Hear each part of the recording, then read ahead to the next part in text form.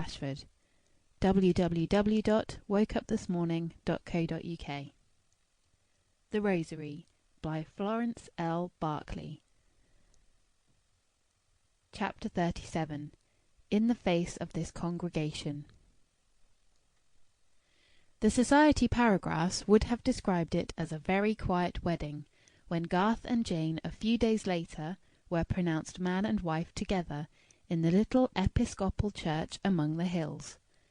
Perhaps to those who were present it stands out rather as an unusual wedding than as a quiet one. To Garth and Jane the essential thing was to be married, and left to themselves, with as little delay as possible. They could not be induced to pay any attention to details as to the manner in which this desired end was to be attained. Jane left it entirely to the doctor, in one practical though casual sentence: "Just make sure it is valid, Dickie, and send us in the bills." The Duchess, being a true conservative, early began mentioning veils, orange blossom, and white satin, but Jane said, "My dear aunt, fancy me in orange blossom! I should look like a Christmas pantomime. And I never wear veils, even in motors, and white satin is a form of clothing I have always had the wisdom to avoid." "Then in what do you intend to be married, unnatural girl?" inquired the Duchess. "In whatever I happen to put on that morning," replied Jane, knotting the silk of a soft crimson cord she was knitting, and glancing out of the window to where Garth sat smoking on the terrace. "Have you a timetable?" inquired her Grace of Meldrum, with dangerous calmness. "And can you send me to the station this afternoon?" "We can always send to the station at a moment's notice," said Jane, working in a golden strand, and considering the effect. "But where are you going, dear Aunt Gina? You know Derek and Flower arrive this evening." "I am washing my hands of you and going south," said the Duchess wrathfully. "Don't do that, dear," said Jane placidly. "You have washed your hands of me so often, and like the blood of King Duncan of Scotland, I am upon them still. All the perfumes of Arabia will not sweeten this little hand." Then raising her voice, "Garth, if you want to walk, just give a call. I am here, talking over my trousseau with Aunt Gina." "What is a trousseau?" came back in Garth's happy voice. "A thing you get into to be married," said Jane. "Then let's get into it quickly," shouted Garth with enthusiasm. "Dear aunt," said Jane, "let us make a compromise. I have some quite nice clothes upstairs, including Redfern tailor-mades, and several uniforms. Let your maid look through them, and whatever you select, and she puts out in readiness on my wedding morning, I promise to wear." This resulted in Jane appearing at the church in a long blue cloth coat and skirt, handsomely embroidered with gold, and suiting her large figure to perfection, a deep yellow vest of brocaded silk, and old lace ruffles at neck and wrists. Garth was as anxious about his wedding garments as Jane had been indifferent over hers, but he had so often been in requisition as best man at town weddings that Simpson had no difficulty in turning him out in the acme of correct bridal attire. And very handsome he looked as he stood waiting at the chancel steps, not watching for his bride, but obviously listening for her. For as Jane came up the church on Derek's arm, Garth slightly turned his head and smiled. The Duchess, resplendent in purple satin and ermine, with white plumes in her bonnet, and many jewelled chains depending from her, which rattled and tinkled in the silence of the church every time she moved, was in a front pew on the left, ready to give her niece away. In a corresponding seat on the opposite side, as near as possible to the bridegroom, sat Marjorie Graham, in black silk, with a small quilted satin bonnet, and a white lawn kerchief folded over the faithful old heart which had beaten in tenderness for Garth since his babyhood. She turned her head anxiously every time the Duchess jingled, but otherwise kept her eyes fixed on the marriage service, in a large print prayer book in her lap. Marjorie was not used to the Episcopal service, and she had her doubts as to whether it could possibly be gone through correctly by all parties concerned. In fact, this anxiety of old Margery's increased so painfully when the ceremony actually commenced, that it took audible form, and she repeated all the answers of the bridal pair in an impressive whisper after them.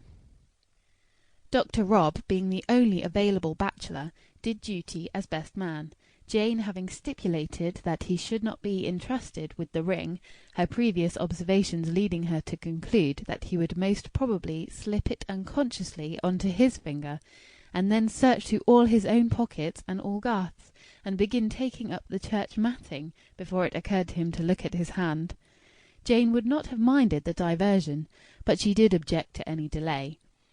So the ring went to church in Garth's waistcoat pocket, where it had lived since Jane brought it out from Aberdeen, and without any fumbling or hesitation was quietly laid by him upon the open book. Dr. Rob had charge of the fees for clerk, verger, bell-ringers, and every person connected with the church who could possibly have a tip pressed upon them. Garth was generous in his gladness, and eager to do all things in a manner worthy of the great gift made fully his that day. So Dr. Rob was well provided with the wherewithal, and this he jingled in his pockets as soon as the exhortation commenced, and his interest in the proceedings resulted in his fatal habit of unconsciousness of his own actions. Thus he and the Duchess kept up a tinkling duet, each hearing the other, and not their own sounds. So the Duchess glared at Dr. Rob, and Dr. Rob frowned at the Duchess, and old Margery looked tearfully at both. Derek Brand, the tallest man in the church, his fine figure showing to advantage in the long frock-coat with silk facings, which Lady Brand had pronounced indispensable to the occasion, retired to a seat beside his wife, just behind old Margery, as soon as he had conducted Jane to Garth's side. As Jane removed her hand from his arm, she turned and smiled at him, and a long look passed between them. All the memories, all the comprehension, all the trust and affection of years seemed to concentrate in that look, and Lady Brand's eyes dropped to her dainty white and gold prayer-book. She had never known jealousy. The doctor had never given her any possible reason for acquiring that cruel knowledge. His flower bloomed for him, and her fragrance alone made his continual joy. All other lovely women were mere botanical specimens, to be examined and classified, but Flower had never quite understood the depth of the friendship between her husband and Jane, founded on the associations and aspirations of childhood and early youth, and a certain similarity of character which would not have wedded well, but which worked out into a comradeship, providing a source of strength for both. Of late Flower had earnestly tried to share, even while failing to comprehend it. Perhaps she, in her pale primrose gown, with daffodils at her waist, and sunbeams in her golden hair, was the most truly bridal figure in the church. As the doctor turned from the bride and sought his place beside her in the pew, he looked at the sweet face bent so demurely over the prayer-book, and thought he had never seen his wife look more entrancingly lovely. Unconsciously his hand strayed to the white rosebud she had fastened in his coat as they strolled round the conservatory together that morning. Flower, glancing up, surprised his look. She did not think it right to smile in church, but a delicate wave of colour swept over her face, and her cheek leaned as near the doctor's shoulder as the size of her hat would allow. Flower felt quite certain that was a look the doctor had never given Jane.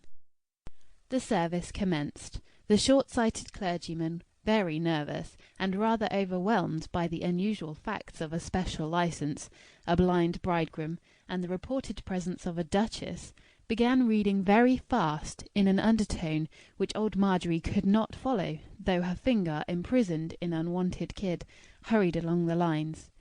Then, conscious of his mistake, he slowed down, and became too impressive, making long, nerve-straining pauses, fled in by the tinkling of the Duchess and the chinking in Dr. Rob's trouser pockets. Thus they arrived at the demand upon the congregation, if they could show any just cause why these two persons might not lawfully be joined together, now to speak, and the pause here was so long and so overpowering that old Margery said nay, and then gave a nervous sob. The bridegroom turned and smiled in the direction of the voice, and the doctor, leaning forward, laid his hand on the trembling shoulder, and whispered, "Steady, old friend. It is all right." There was no pause whatever after the solemn charge to the couple, so if Garth and Jane had any secrets to disclose, they had perforce to keep them for after discussion. Then Jane found her right hand firmly clasped in Garth's, and no inadequacy of the Church's mouthpiece could destroy the exquisite beauty of the Church's words, in which Garth was asked if he would take her to be his own. To this, Garth and old Margery said they would, with considerable display of emotion. Then the all-comprehensive question was put to Jane, the Church seeming to remind her gently that she took him in his blindness, with all which that might entail. Jane said, "I will," and the deep, tender voice was the voice of the Rosary. When the words were uttered, Garth lifted the hand he held, and reverently kissed it. This was not in the rubric, and proved disconcerting to the clergyman. He threw up his head suddenly, and inquired, "Who giveth this woman to be married to this man?" And as, for the moment, there was no response, he repeated the question wildly, gazing into distant corners of the church. Then the Duchess, who up to that time had been feeling a little bored, realized that her moment had come, and rejoiced. She sailed out of her pew, and advanced to the chancel step. "My dear good man," she said, "I give my niece away, having come north at considerable inconvenience for that express purpose. Now, go on. What do we do next?"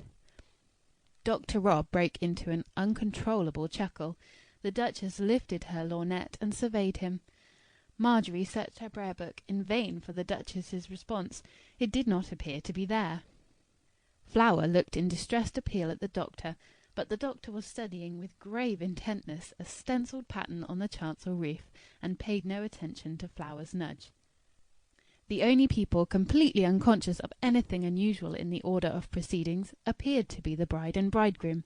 They were taking each other in the sight of God and in the face of this congregation. They were altogether absorbed in each other, standing together in the sight of God, and the deportment of this congregation was a matter they scarcely noticed. People always behave grotesquely at weddings, Jane had said to Garth beforehand, and ours will be no exception to the general rule. But we can close our eyes, and we can stand together in sightless land, and Derek will take care it is valid. "Not in sightless land, my beloved," said Garth, "but in the land where they need no candle, neither light of the sun. However and wherever I take you as my wife, I shall be standing on the summit of God's heaven." So they stood, and in their calmness the church hushed to silence. The service proceeded, and the minister, who had not known how to keep them from clasping hands when the rubric did not require it, found no difficulty in inducing them to do so again. So they took each other, these two who were so deeply each other's already, solemnly, reverently, tenderly, in the sight of God. They took each other, according to God's holy ordinance, and the wedding ring, type of that eternal love which has neither beginning nor ending, passed from Garth's pocket, over the holy book, on to Jane's finger. When it was over, she took his arm, and leaning upon it, so that he could feel she leaned, guided him to the vestry. Afterwards, in the brougham, for those few precious moments when husband and wife find themselves alone for the first time, Garth turned to Jane with an eager naturalness which thrilled her heart as no studied speech could have done. He did not say, "My wife." That unique moment had been theirs 3 years before. "Dearest," he said, "how soon will they all go? How soon shall we be quite alone? Oh, why couldn't they drive to the station from the church?" Jane looked at her watch. "Because we must lunch them, dear," she said. "Think how good they have all been. And we could not start our married life by being inhospitable. It is just 1 o'clock, and we ordered luncheon at 1:30. Their train leaves the station at 4:30. In 3 hours, Garth, we shall be alone."